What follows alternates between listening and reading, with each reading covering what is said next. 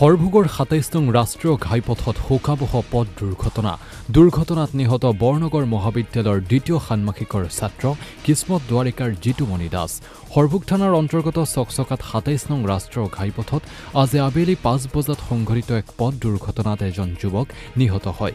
দুৰ্ঘটনাত নিহত যুৱকজন বৰনগৰ মহাবিদ্যালয়ৰ দ্বিতীয় ষান্মাসিকৰ ছাত্ৰ জিতুমণি দাস।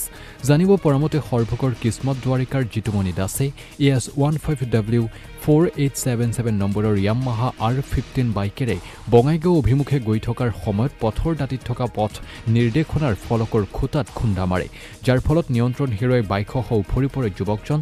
পাছত যুৱকজনক মুমূৰ্ষ অৱস্থাত চিকিৎসালয়লৈ যোৱাৰ পথত মৃত্যু হয়।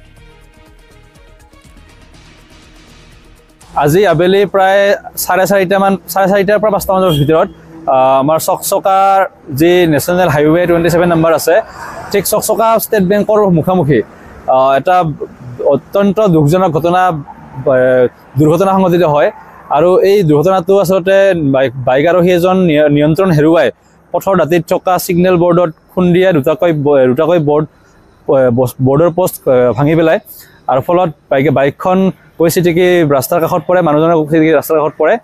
আৰু জানিবলৈ পোৱা মতে ইতিমধ্যে আৰোহীজনক দুৰ্ঘটনাত পতিত হোৱা আৰোহীজনক চিকিৎসালয় লৈ যোৱা ৰাস্তাতে পথতে মৃত্যুবৰণ কৰে।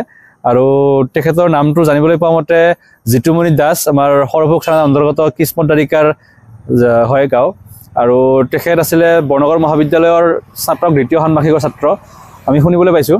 গতিকে আচলতে এই ধৰণৰ মানে যিবিলাক পথ দুৰ্ঘটনা হৈ আছে, আমাৰ ৰাষ্ট্ৰীয় ঘাইপথৰ কিছুমান বিভিন্ন ঠাইত মানে গাঁতৰ সৃষ্টি হৈছে, আৰু সেই গাঁতবিলাকৰ কাৰণে এইবিলাক পথ দুৰ্ঘটনাৰ সৃষ্টি হয়। লগতে দ্ৰুত গতি আছে, বাইকৰ দ্ৰুত গতিৰ ফলতো এনেকুৱা ঘটনাৰ সৃষ্টি হৈছে। আজিৰ যিটো ঘটনা, সেই ঘটনাটোত আছে দুটা কাৰণেই জড়িত হৈ আছে। অত্যন্ত দ্ৰুত গতিত বাইকখন আহি আছিলে আৰু গাঁতত পৰি পেলাই নিয়ন্ত্ৰণ হেৰুৱাই পথৰ দাঁতিত গৈ পেলাই দুৰ্ঘটনা সংঘটিত হয়।